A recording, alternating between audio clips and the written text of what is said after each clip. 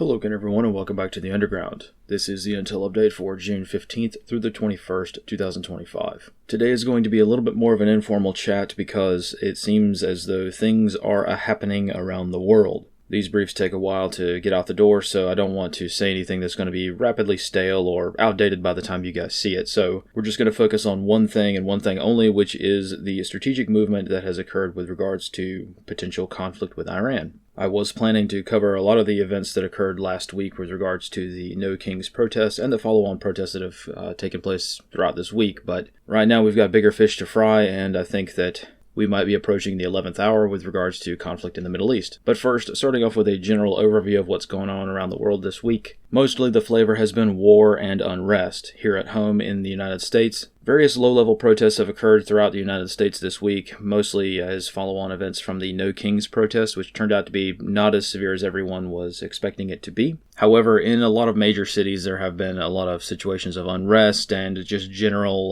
long-haul type protests where people are conducting demonstrations daily for a variety of issues. It's definitely protest season out there. The weather's good throughout most of the United States, and it's definitely going to be a summer of protest.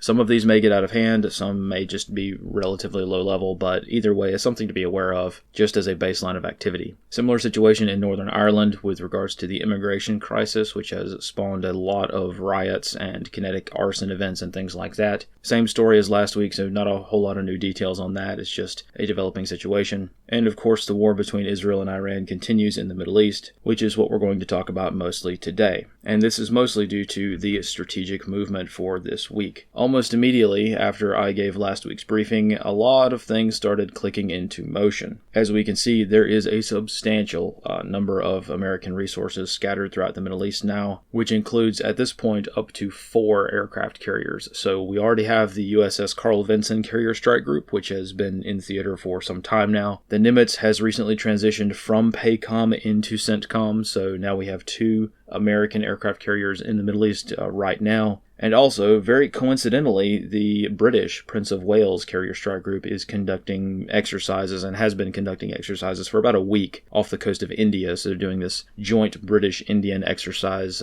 situation. But they are most certainly within the CENTCOM AOR, so they are not officially part of this. They are officially doing something else, but unofficially they are in the region, so we have to count them. If anything were to go wrong, I would fully expect the Prince of Wales to be certainly involved, if they aren't already planning to do so at the moment. Additionally, in the United States, the Gerald Ford Carrier Strike Group is planning to deploy any day now. The Ford was scheduled to deploy this summer as part of a just standard deployment. However, this is early, so the Ford has accelerated their plans and they are planning to depart port any day now. Same thing with the Iwo Jima. The Iwo Jima has been undergoing a lot of testing and recertification and things like that. I don't know if the Iwo Jima ARG is planning on deploying to support anything in the Middle East. Maybe, maybe not. It's hard to say. We just don't have any insight on a lot of these deployments most of the time, but anytime a flat top moves around anywhere in the world, we want to be aware of it, especially considering the substantial amount of aircraft that have been moved into the Middle East theater over the past week or so. And speaking of aircraft, a staggering amount of fighter aircraft have been moved into the CENTCOM AOR, specifically into Saudi Arabia and Jordan. 12 F-22s have been moved from Europe into Jordan to stage at one single base in preparation for what lies ahead. Saudi Arabia has also lended the support of their air bases for staging of American resources as usual. And at the Prince Sultan Air Base, which is one of their major air bases,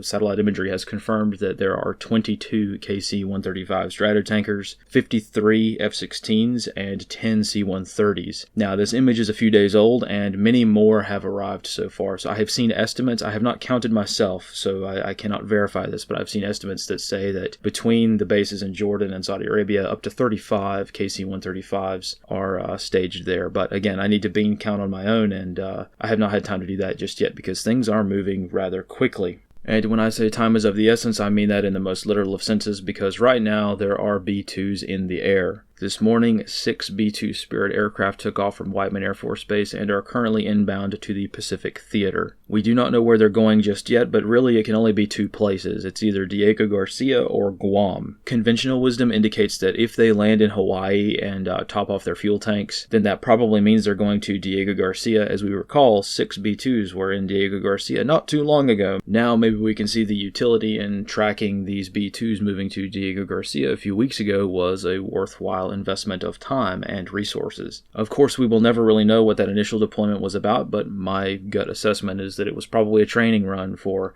seeing if they could run out of Diego Garcia efficiently and identify any deficiencies that may exist either on the ground or with support staff or logistics or anything like that. That initial deployment could also have been a pre-attack plan, right? They could have been running drills, exercises, and maybe they had planned to attack then when they first moved there. But either way, 6 more are headed back to Diego Garcia right now, at least 6 more, I should say. We don't really know exactly how many. That small detail is important to note because we know that there are at least 6 different call signs that were observed talking to air traffic control. Obviously, B-2s are not going to show up on flight tracking websites, right? But we can intercept their communications with civilian air traffic control while they're being routed throughout the United States. So we know how many there are, sort of. We know that there are at least 6, but there could be more than that. The reason I want to stress this is because there were a total of 8 refuelers noted cutting patterns in the sky to refuel these B-2s after they took off. So for those of you who are maybe not aware of how bomber aircraft usually work, the way that it normally happens is if a bomber is very heavy and laden with bombs and they're carrying very heavy cargo, what they'll normally do is they'll take off from their base and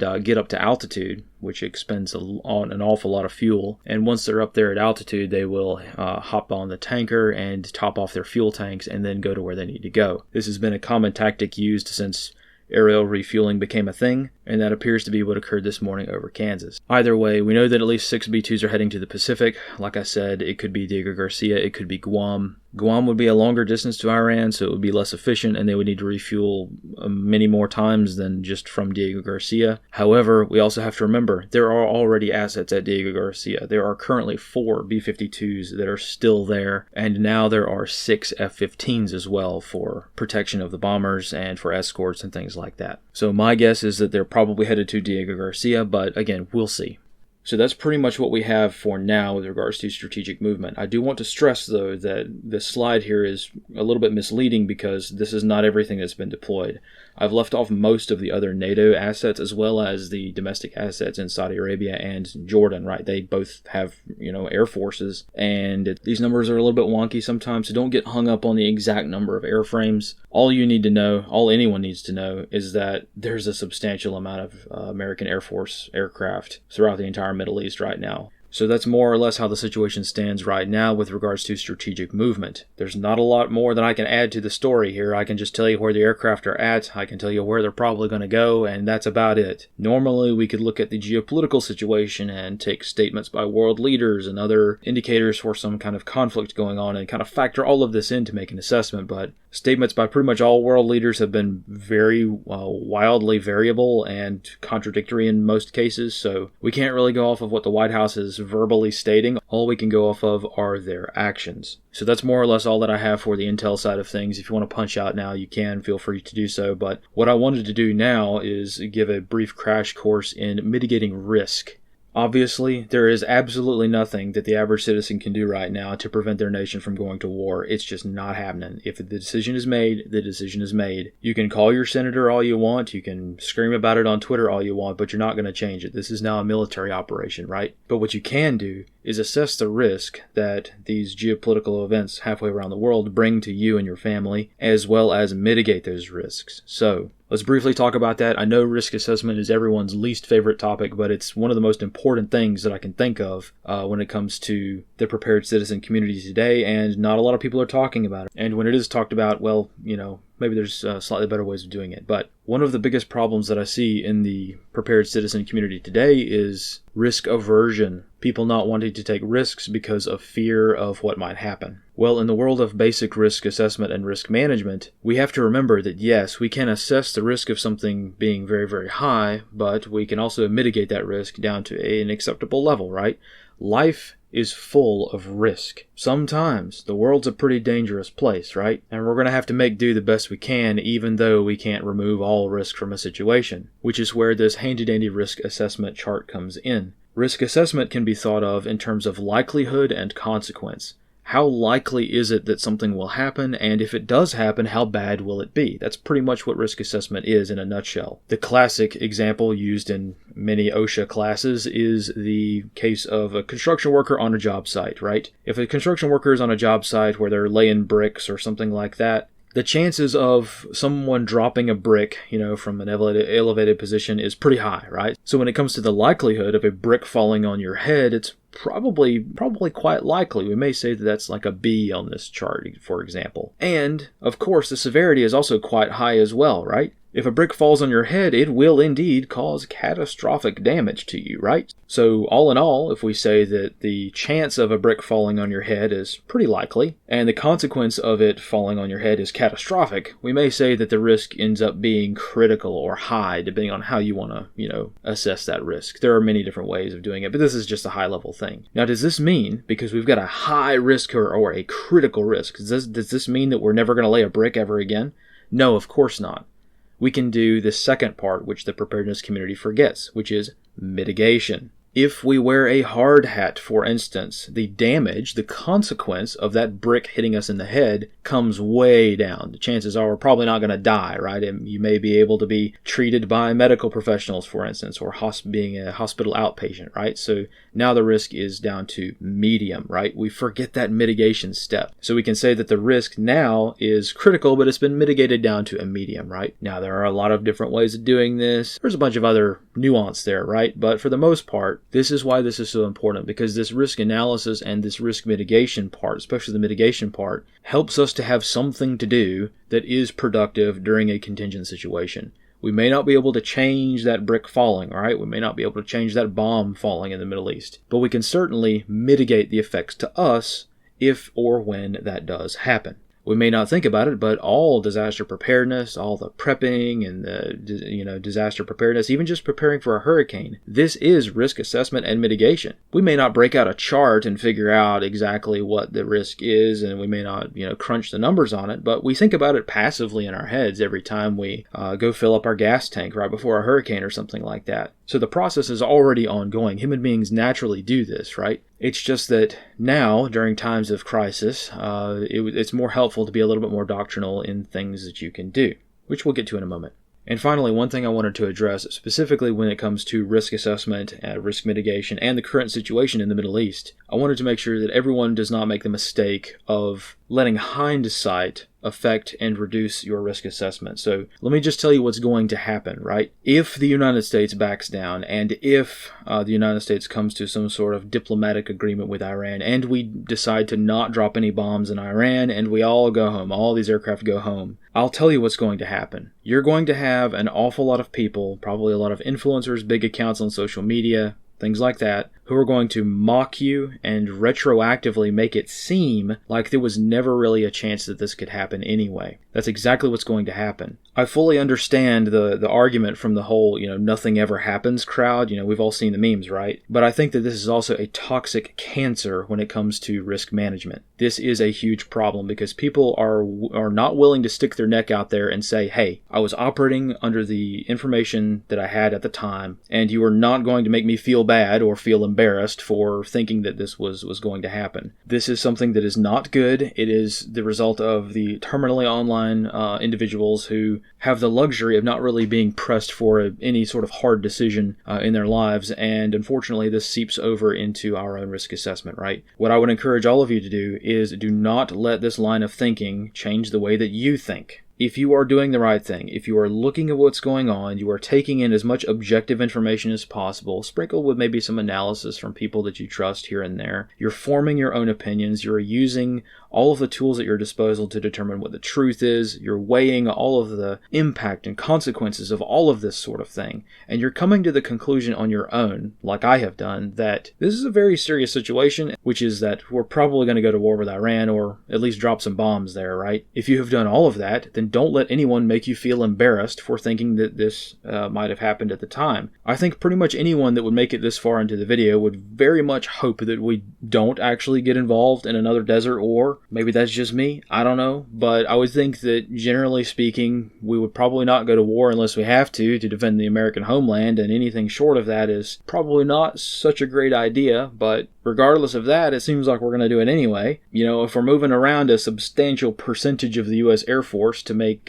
preparations for such, if we're moving around probably 80% of the operational strategic stealth bombers that we have, you know, pardon me for thinking that something might actually happen, right? I would be very glad in 2 weeks to report back, nothing actually happened. It was all, the whole situation stood down and everything was hunky-dory, right? But you're not going to make me feel embarrassed for taking the preparations that I need to do to make sure that we're prepared as best we can be. And speaking of last-minute readiness, here are the things that you can do right now, just to make sure that everything's all good to go, right? One of the very first things you can do is check the fuel level in your vehicles. This also has a very practical impact because if we end up bombing Iran over the weekend, then gas prices are going to skyrocket, right? So either way, gas is pretty expensive today anyway because it's the weekend, but still, something to keep in mind if you're so inclined to do so. Same thing with batteries in your AM/FM radios, NOAA weather radios, handheld radios, your Baofengs. Make sure everything's charged up and good to go. Same thing with things like power banks for charging your smartphones and laptops. And of course, the standard food supply, water supply, and prescription medications and medical supplies are always good to have on hand. I know I rushed through that really quickly, so if you want more details, there are many guides on the internet for what you need to have on hand. What I would recommend you do is just go to the FEMA website. I know a lot of people have mixed feelings about FEMA these days. However, I think FEMA is a good resource because, one, it's a .gov website, right? Ready.gov, and it's something that you can easily text to a family member who is maybe not the most prepared person, and right there on one page they can see a checklist of things that they need to have on hand, right? It would be something that you can casually nudge someone to do. One of the biggest problems for basic disaster preparedness these days is that a lot of people just are not interested, especially family members who may not understand that a little bit of very ultra basic preparedness is necessary. During the COVID years, I think a lot of people went gung-ho on the whole prepper kind of game, and a lot of people got burned out on it, and a lot of people got turned off from this idea because of, well, just, the optics of it sometimes, which is why I like to rely on a lot of these, government-made guides for people who may not be aware of even the very ultra basic stuff. So that's one thing that I recommend. If you're in Europe, check and see if your nation has a civil defense guide. This is less of a social pariah sort of situation in Europe because a lot of nations have actually made these in case of crisis or war publications. This one is actually from Sweden. It's got some good information in it. It's also helpful for Americans to just have another general checklist to go by. Most of the time, these European guides are specific to the nation that issues them, though. So, for instance, there's a lot of things with regards to like civil defense shelters and whistle blasts and siren sounds, which don't apply to us here in the United States, but it's still a good publication to take a look at. All of the links to these resources will be in the description box below as usual. But finally, I know saying all of that, I do want to stress that this is a marathon, not a sprint. Focusing on disaster preparedness and the basics of being prepared for a contingent situation is just something that we can do right now with our own hands, right? So instead of sitting here and waiting for something to happen, we can do something like this. I do not know if the basics of disaster preparedness are going to be especially useful in the situation. I know a lot of people who may want to try to stoke fear or something like that may be very convinced that the very minute that we drop a bomb in Iran, all these sleeper cells are going to activate in the United States and we're going to have this mass pandemonium and it's World War III, right? I'm not convinced on that. I personally think that's probably a little bit overhyped, to be honest, but it's still something to think about. If you want to know what I think, I think that the very minute that the United States drops bombs in Iran, if that does go ahead like we think it might, I think that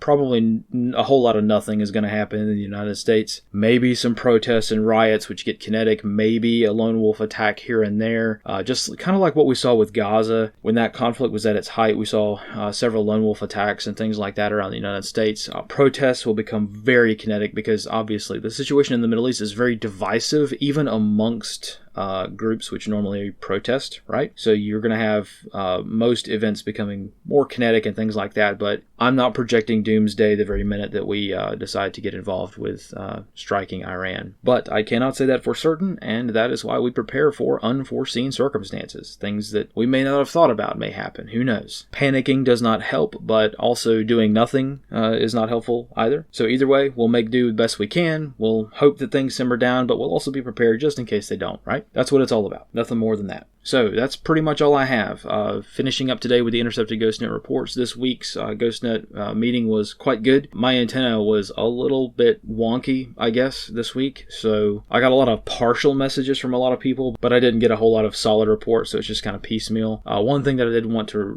remind everyone, for those of you who may have been doing the GhostNet for a while, is that I do have this whole strategic radio concept. I will admit it sounds a little LARPy, but essentially I created this guide, these couple of pages in the GhostNet handbook, which essentially answer the question of how concerned do I need to be, right? Is it worth dragging my HF radio out of storage, out of its backpack, right, and setting the thing up and sitting there and monitoring it? To answer that question, I have really kind of created this strategic radio condition concept, or STRADCON concept, essentially just levels of readiness for what I personally think would be worth doing. And just to cut right to the chase, I'm probably going to be at STRADCON 1 for the next few days at least, just to, keep things networking, keep JS8 call running and things like that, just in case. I don't think we're going to have any communications issues, even if we do start bombing stuff in Iran. I don't think we're going to have any problems with that, but you never know, right? It's uncertainty. And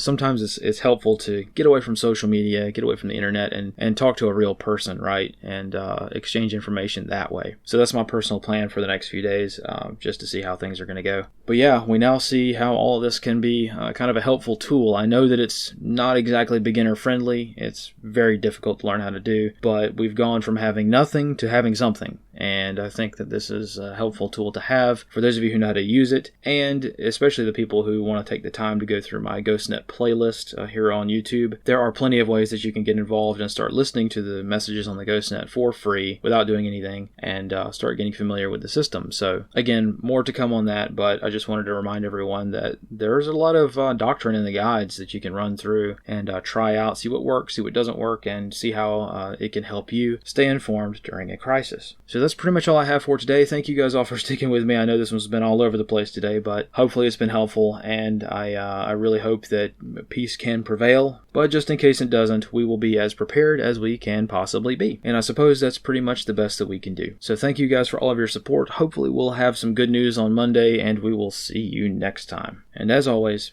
fight in the shade.